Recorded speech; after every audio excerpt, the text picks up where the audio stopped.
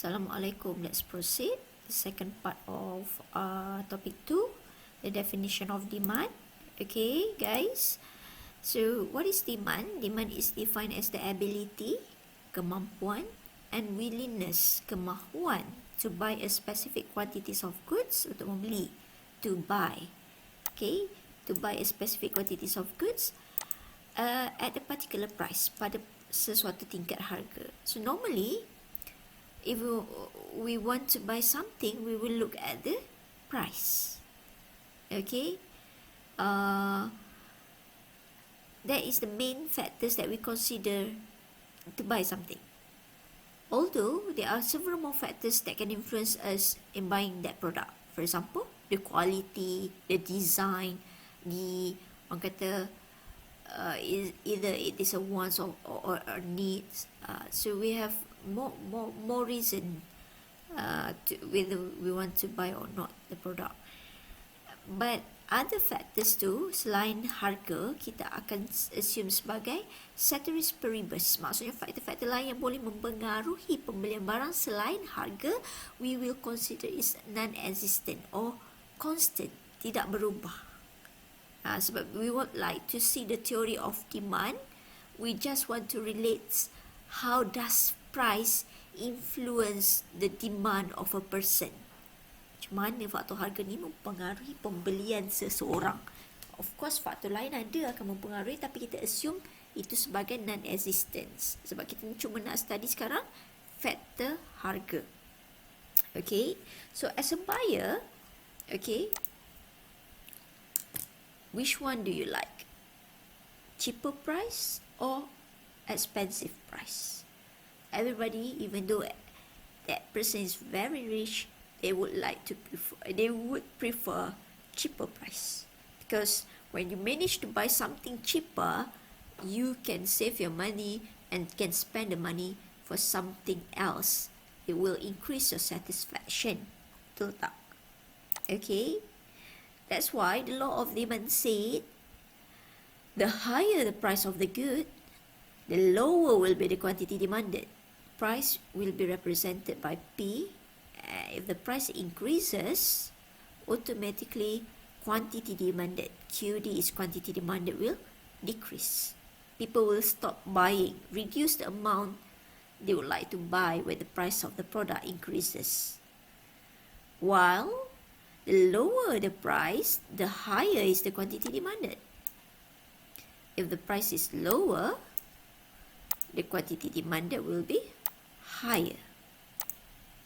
Bila harga turun, automatically people would like to buy more. This is what happened during sale. That's why people gila kan timing year-end sale, because they assume that the product is cheaper compared to normal price, so they would like to buy more. Okay, so here it shows that a negative relationship between price and quantity demanded. Negative why? Sebab bila satu naik, satu lagi turun.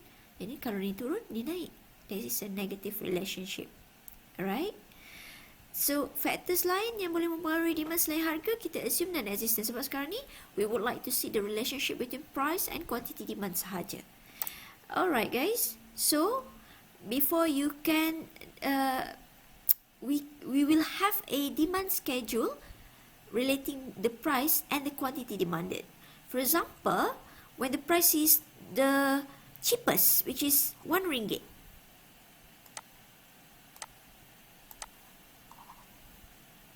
okay, RM1, people would like to buy 10 product because it's cheap. As time goes by, when the price of the product start to increase, look at what happened to the quantity demanded. The amount start to decrease. When the price is the most expensive, RM5, people are willing to buy only 2. Okay, so demand schedule ni dia akan bagi question, dia akan bagi. So kenapa video dia tak start dengan 1, 2, 3, 4, 5? Tak ada masalah, up to them. Dia bukan, kita bukan buat yang PPC yang wajib start daripada kosong tu semua, tak. Okay, so kalau you nak buat 1, 2, 3, 4, 5 pun tak ada masalah. 1, 2, 3, 4, 5, kat sini akan jadi 2. Kan dia kat 10, 8, 6, 4, 2. Tak ada masalah pun. Okay, you will have the same types of demand curve even though dia bagi table yang bertukar macam ni. Alright? So, you will have two axes, Y dengan X, paksi X dengan paksi Y. Kalau chapter 1, kita tak tentukan mana satu duduk kat paksi X, paksi Y, kita tengok barang yang menurun, barang yang meningkat kan. But for chapter 2 onwards, we will care about price and quantity sahaja. And price wajib duduk kat paksi Y and demand wajib duduk kat paksi X. Are you okay? Alright. And then you need to determine nak pakai sifir berapa. So macam ni mudah, dia start benda satu kan. 0, 1, 2, 3, 4, 5. Alright. While for quantity, kita boleh pakai sifir 2, 4, 6, 8, 10. Terus, I already put that for you. Okay. So, when the price is 5, the quantity is 2. So, 5 and 2. I just want to show you. So, dalam exam tak perlu buat garis putus-putus ni tak perlu. When the price is 4, the quantity is 4. So, it's here. When it's 3, the quantity is 6. When it's 2, the quantity is 8. When it's 1, the quantity is 10. Awak cuma perlu plot je. This thing, cikgu matematik dah ajar kat sekolah dulu kan. And then tak perlu label A, B, C, D. No, this is not PPC. This is demand curve. You just sambungkan dia and labelkan dia sebagai demand. Short form dia DD. You have done with the demand curve. So ini kita panggil apa? Downward sloping. Dia mencerun ke bawah. Downward sloping. Because why? The relationship between price and quantity is inverse, negative. For example, if the price increases from 4 to 5, look at the quantity. From 4, the quantity is 4, and 5, quantity become 2. Okay? When price increases, quantity demand decreases. So it shows the relationship here in the diagram. Okay? So downward sloping because it has a negative relationship between price and quantity demanded. Okay? Very simple. Alright? But, okay, in an economy, there are many buyers. Bukan seorang je. So, kalau individual demand ni macam ni lah demand schedule. This is for one person. Individual demand. In the economy, dia akan ada market demand. Sekiranya ada dua pembeli, okay, lebih daripada satu, kita akan panggil dia sebagai market demand. It shows the relationship between the total quantity of good demanded by adding all the quantities demanded of the customer, okay, in the market and its price. Let's say for example here given we have two individual here, individual 1, individual 2. So you don't need to plot one for individual 1, one demand for individual 2. No. If one question asks you to plot the demand and supply curve, it will be only one demand curve, only one supply curve. Okay. Kalau ada dia letak 10 individual, 10 you nak buat demand curve, it will be very tedious for you. So don't do that. Okay. If you have more than one, okay, what should you do is you add je the demand of two individual, it will become the market demand. So for this one will be 6, 9, 12, 15 and 18. Just tambah sahaja. Okay. As you can see here, each individual, their preference are different. For example, individual 1, when the price is cheapest, they would like to purchase 10. This person would like to purchase 10. I bagi nama lah senang nampak, nama dia Ali. Yang ni Abu. Bila harga paling murah, Ali is willing to buy 10 goods. Pen. But Abu would like to buy 8 goods saja. Because different person, different preference. So kita tak boleh kata Abu belilah 10 dah, Ali beli 10. It depends on the individual. Okay? When the price is the most expensive at RM5, Ali is willing to buy 2 only. But Abu willing to buy 4. This depends on the amount of money that person has also.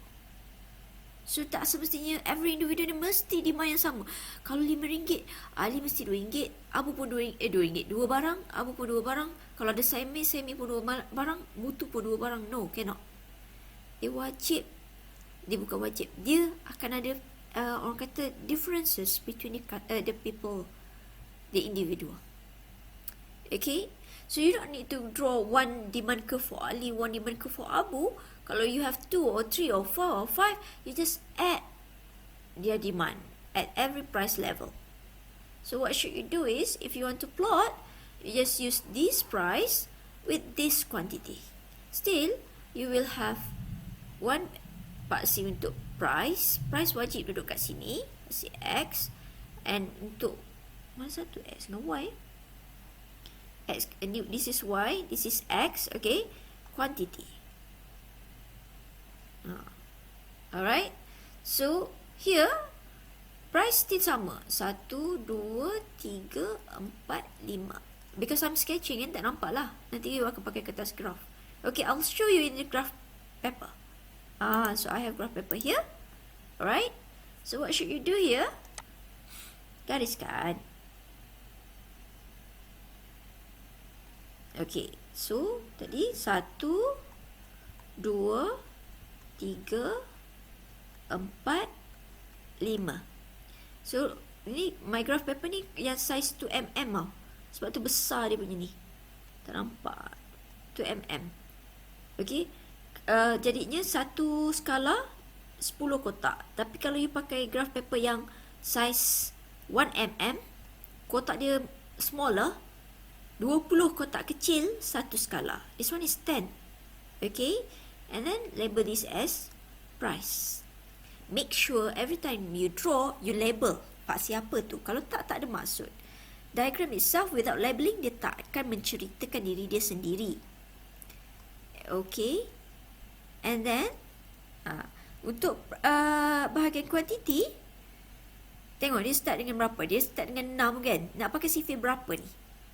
Boleh pakai dengan sifir 3, right? Alright. So 3, 6, 9, 12, 15, 18. Dah ada belaka kat situ, right?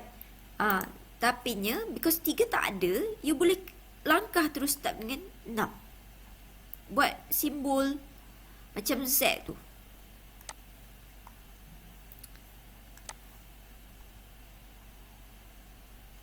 Orang panggil apa simbol dia? Simbol patahkan graf tu. This is W. Kenapa tak nak jadi Z? Pandai-pandai lah okay. Macam tu. Kalau kat sini macam itu Tapi ini kita tak patahkan graf kan. Sebab tu kita ikut je daripada 0 ke 1. So no need for this one. Awak kena buat for this one. Okay. Kalau saya nak start 3, boleh tak madam? Boleh je. Cumanya nanti dia jauh lah kat sini.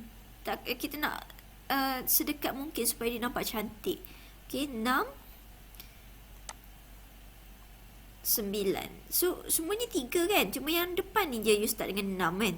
So tak ikut sifir. Sebab tu kita kena tunjuk simbol kita patahkan graf tu. Kita langkah skala, langkah paksi. Okay. Right. So 3, 6, 9, 12, 15 dan juga 18. See? And label this one as quantity. When you use the graph paper, tak perlu buat garis putus-putus macam saya tadi. Okay. When the price is the most expensive RM5, the quantity is 6. Tu kan? Ni 6. Right? When the price is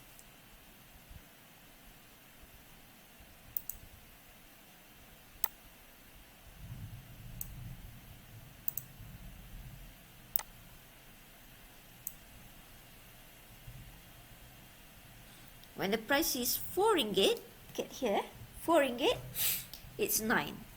So 4 with 9 is here.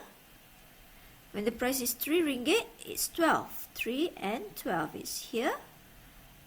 2 and 15, 1 and 18. So you have all the point there. And then sambungkan je. Saya tak boleh nak pakai pembaris sebab saya draw with my computer, right? So awak boleh pakai pembaris. Dia akan jadi lagi cantik. So demand. This is the, kalau malas nak tulis panjang, tulis jadi demand. Okay. Sometimes guys, kita tak boleh kata dia sebagai straight line. Ada student kata, madam, bila saya buat soalan demand saya tak straight lah madam. Bila saya nak sambung titik for example dia dekat sini satu, lepas tu kat sini satu, lepas tu kat sini satu, kat sini satu, kat sini satu, for example macam tu kan. Lepas tu bila nak sambung dia tak jadi straight line. Tak apa, sebab demand curve bukan straight line. Kita panggil dia downward sloping. Come on, kenapa dia tak nak keluar ni? Tak nak colour ni. Okay. Alright.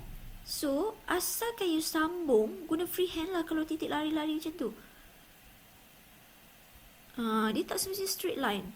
Okay. For example, saya padam sini sikit, biar dia nampak cantik sikit kan. Letak titik kat sini, for example, kat sini lah. So, dia sambung Aduhai, makin teruk dia. Excuse my drawing It's very hard to draw using the laptop.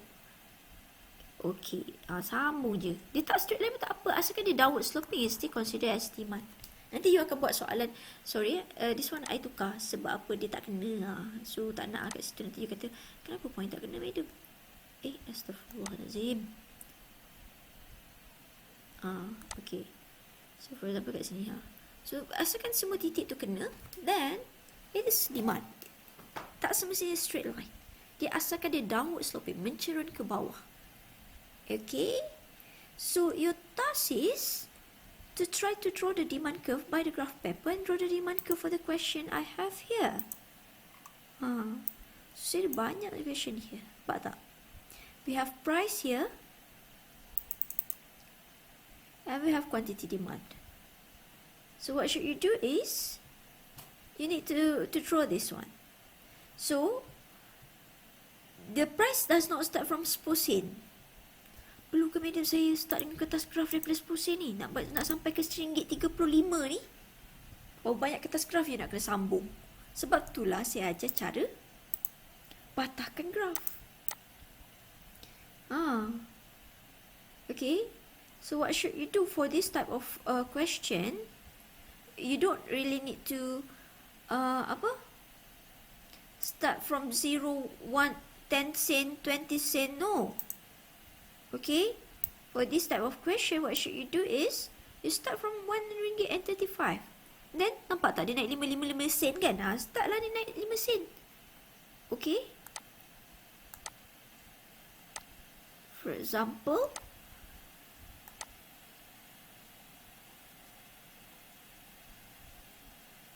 okay. So, you start from 0. Kat sini akan jadi 135. So, tunjuklah simbol you patahkan tu sebab you langkah. Okay, lepas tu akan jadi RM1.40, RM1.45, RM1.50 sen, RM1.55, RM1.60 sen, RM1.65. And last one is RM1.70.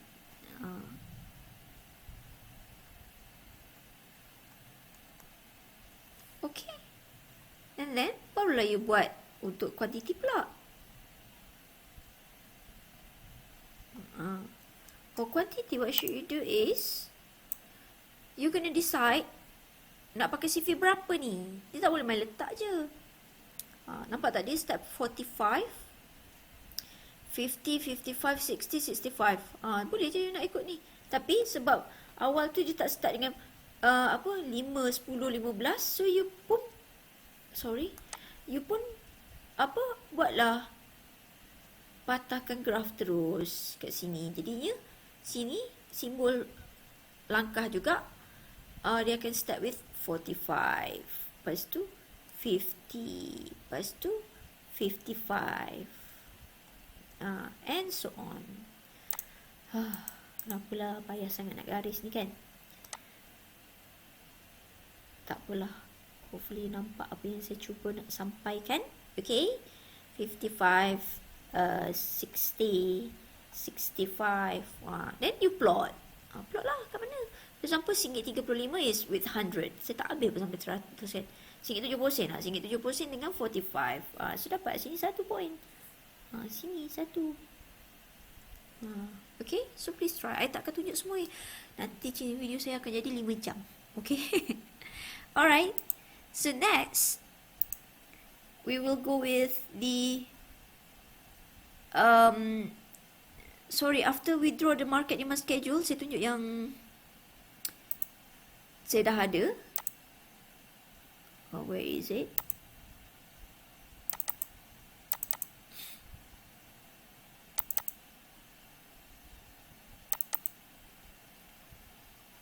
Okay. So bila you draw individual, it's also downward sloping. But when you add together, it will also be downward sloping.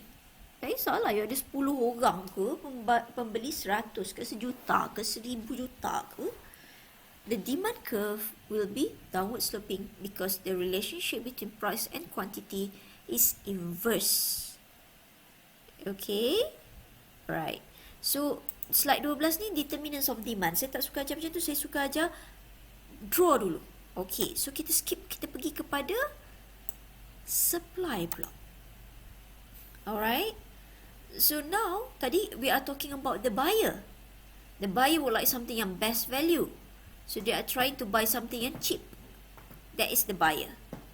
Okay, now when we are talking about the supply, you must think of yourself as a seller. As a seller, okay, you would like to buy, you don't want to buy, you would like to provide something, to sell something. Okay? And seller, they will be happy if they can sell something expensive. Because untung dia akan naik. The objective of a seller is to get profit. Okay? Supply is about the seller. Here, demand is about the buyer. Okay, sometimes buyer ni kita panggil sebagai customer or consumer. Alright? So the law of demand said if the price of the product increases, quantity demand will decrease, vice versa. Dan sebaliknya lah.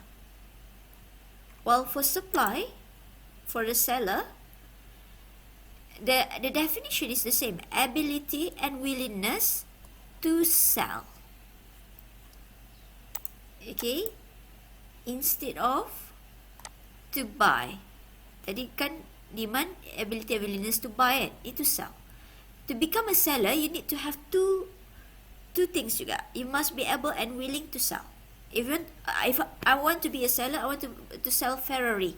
The thing is, I am more than willing to sell Ferrari, but I am not able. Nak jadi penjual pun kita kena ada modal. I don't have that much of money to produce Ferrari. Cannot lah. Okay? So, it depends on price also. Right? And the laws of supply say that the higher the price of the good, the greater is the quantity supplied. The lower the price of the good, the lower will be the quantity supplied. Bear in mind, put yourself as a seller now. Baru you lebih faham. Sebagai seller, sekiranya barang tu mahal, awak akan dapat untung. That's why dia akan berlumba-lumba untuk menghasilkan barang tersebut. That's why quantity supply akan meningkat sekiranya barang mahal. Tapi some student tak boleh nak faham ni sebab apa, dia tak asyik duk fikir. Kalau barang mahal tak ada orang beli, kalau kita sell banyak-banyak tak ada orang nak beli, macam mana? Tak dapat kat untung. No need to think of that. Please, kalau awak fikir macam tu, you akan constrain diri you untuk memahami. It will be very hard for you to understand this. Okay? To be able to understand this, put yourself in the shoes of a seller. Seller, we don't mind about the buyer. Of course, in real life, guys, real life of course. Sebagai seller, kita kena tengok juga. Kalau kita duduk buat kedai di kawasan rumah flat, for example, kan, dan awak nak jual makanan yang harga macam secret recipe, awak rasa diorang datang tak kat kedai awak? Itu lain Ini kita belajar teori je. Kita pegang pada teori sahaja. Okay? Tapi tak mustahil kan, barang-barang yang mahal pun many buy. For example kan, ada 2 jenis iron setrika. Okay? Kita ada Panasonic dengan Panasonic. Ni buatan Malaysia, ni buatan Japan. Harga iron Panasonic RM80. Harga iron Panasonic RM30. Kalau ikut law of demand, this one is cheaper. Of course ramai orang nak beli yang ni kan. Tapi hakikatnya orang tak beli yang ni, orang beli yang ni. So here, nampak tak? Why? Because quality of Panasonic is well known. Orang tahu dah pelaburan yang berbaloi, even though it's a big expensive compared to Panasonic. Sebab Panasonic kadang-kadang ni tahanlah setahun, lepas tu kena beli baru pula. Tapi Panasonic, saya ingat air rumah mak saya tu dalam 10 tahun dah, tak rosak pun. Everyday use. Nampak tak? Berbaloinya. Okay? So as a seller, supplier and seller, they don't need to worry lah. Barang mahal pun, as long as the good has quality, they will still have buyer. Okay? So tak perlu fikir bahagian buyer nak beli ke tak kalau barang mahal. You just ingat, supply is about seller. Seller need profit. They will go with profit. How they can get profit? Through the price of the product. If the price of the product is expensive, they will get more profit. Of course, in real life, ada lagi cara lain seller boleh dapat profit.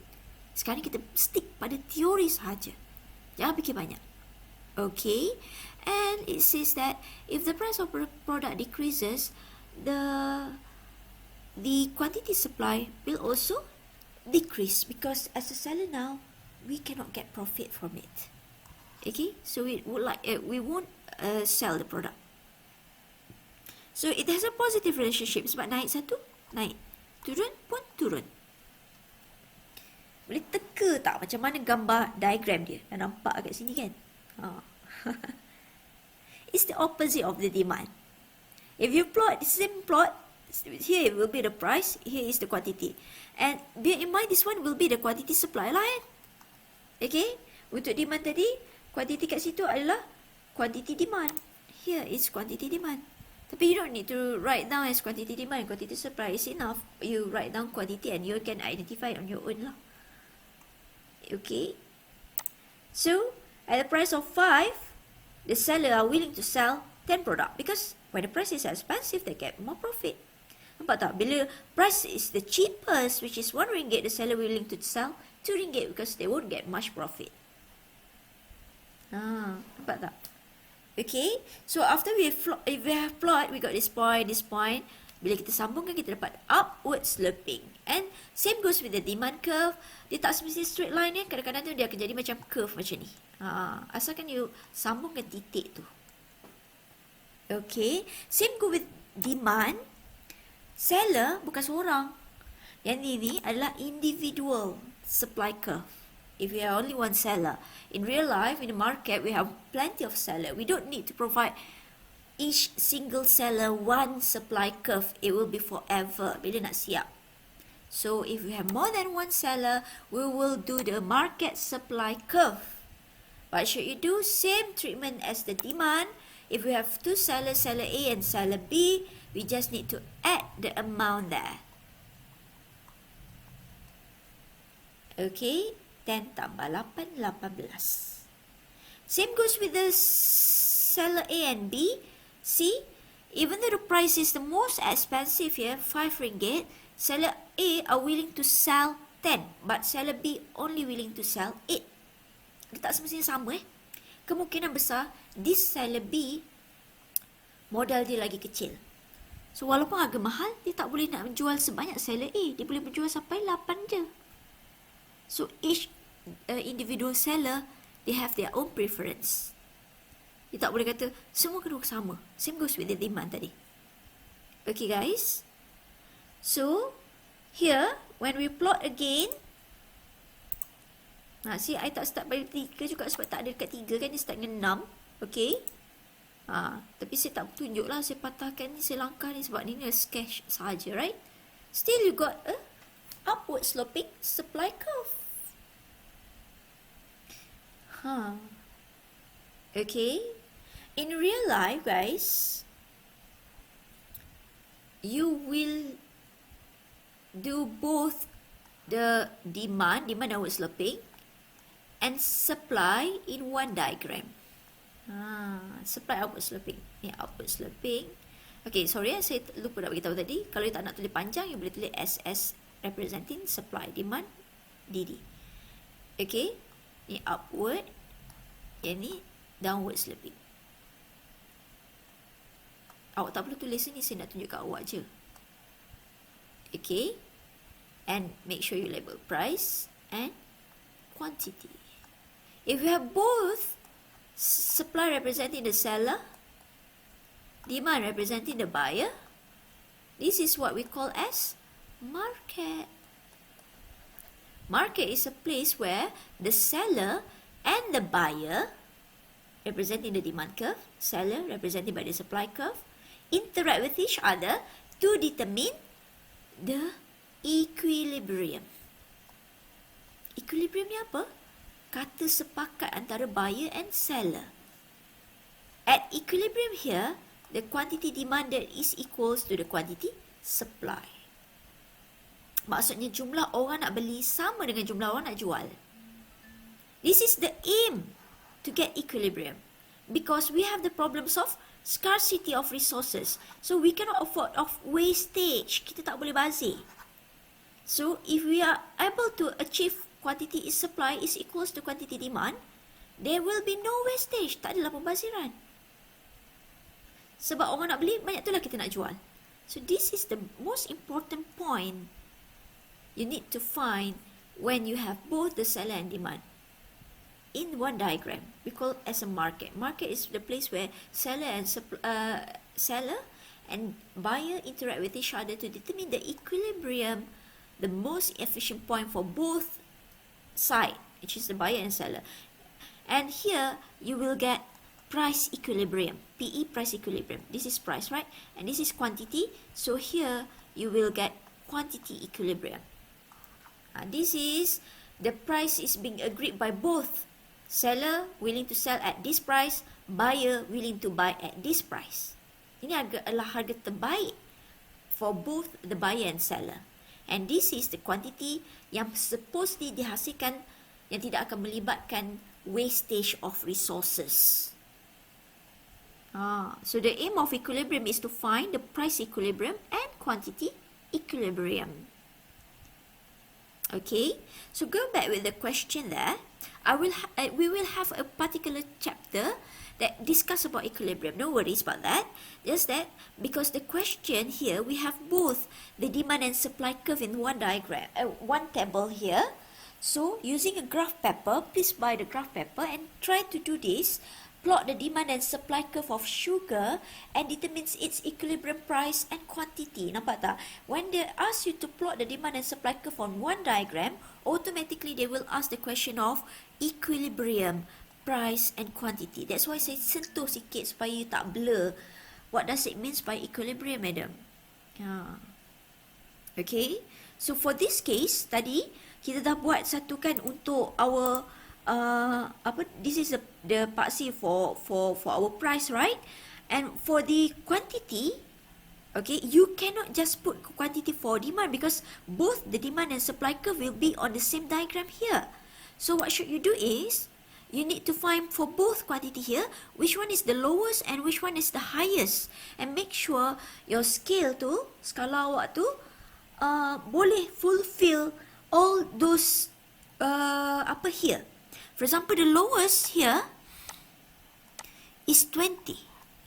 And the highest is 150. Sebab kat sini highest ni ada 100 kan. But sini 150. So, skala yang bawah tu dekat quantity tu dia mesti bermula daripada 20. Must accommodate up until 150. So, you decide the CFA. CFA berapa you nak pakai? Ada student pakai CFA 20-20. 20 naik 40, naik 60. Tapi, kini kita nak cari ada 45. Boleh tak you cari? Kalau 20 naik 60, berapa nak jadi dapatkan 45 ni? Berapa kotak kecil untuk dapatkan 65? Dapatkan 45. So, be wise lah about the decision of CFA berapa nak pakai untuk skala ni. Okay. For example, kan ni 20 sampai 150, right? This is my graph paper. Ni pun dah berapa kalau saya padam balik kan?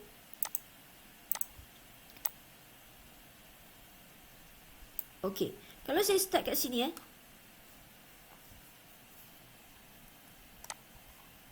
20, 40, 60, 80, 100, 120. Sebab CFA 20 kan?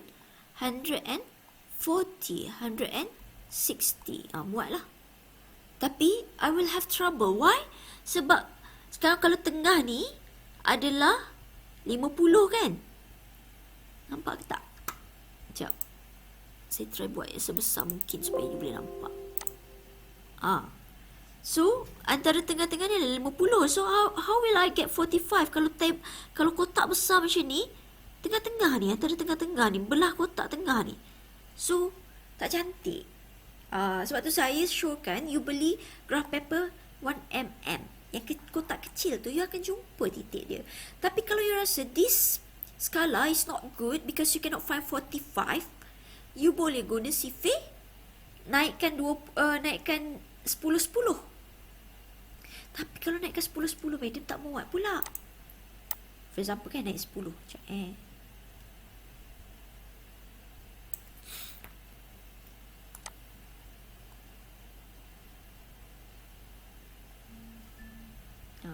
Okay. 10, 20, 30, 40, 50 kan. Kalau nak share 45 mudah. Kat tengah-tengah ni kan 45. Dah tak payah belah-belah kotak kan. Tapi tak muat madam. Kan 150. You boleh buat dalam bentuk landscape. Mana dah? Tukar orientation ni. Saya pakai ni tablet tukar orientation kan. Awak lah. Macam mana saya nak tunjuk kat you all ni? Saya nak terbalikkan pun tak boleh. Can I? Oh, boleh. See? So, padam balik. Draw. No, I want to padam this thing.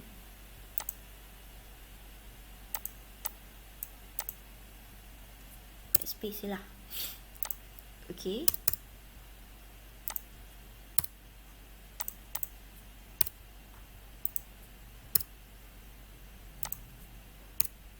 Okay. So it will be much easier for you. Kalau kat sini boleh lah kan, muat lah kan. So quantity 10, 20, 30, 40, 50, 60, 70, 80, 90, 100, 110. Pandai-pandai lah awak adjust I think the graph paper is too small ni. Tapi yang ni awak boleh letak price kat sini. This is price.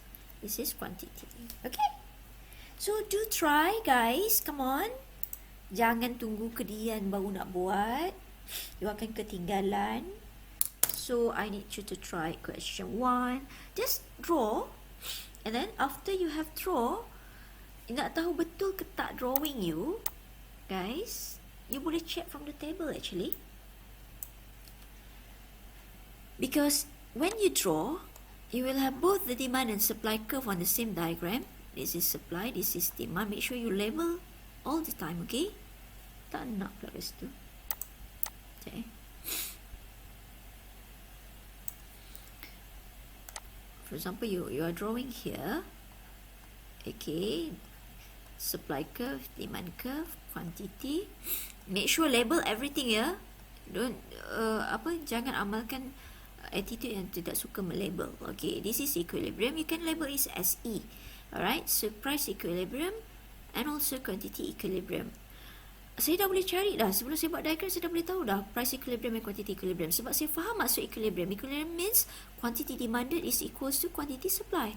So in the table, fine. Mana quantity demand equals to quantity supply? See, 70 quantity supply, demand. So this is where the equilibrium will occur.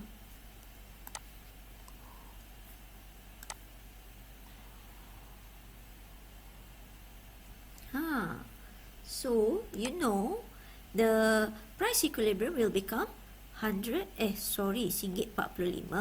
while the quantity is 70. So if your supply and demand curve intersect, bila you bawa ke tepi tak kira putus-putus dapat 145 and 70, meaning that your diagram is correct. Kalau dia tak intersect dekat tempat yang sepatutnya RM145 dan 70, meaning that your scale is wrong. That's why you tak dapat intersection equilibrium dekat tu. So you can check every question has their own equilibrium. Quantity supply equals to quantity demand. 19,000, so it's here. So kalau quantity besar macam ni, you tak perlulah start daripada 1,000, start dengan 16 terus. Lepas tu buat simbol patah graph tu. So this is the price equilibrium, RM1.60, and the quantity equilibrium is 19,000. What about this one? What should you do? Because we have quantity demand of 3%, Ahmad, Mutu and Chin.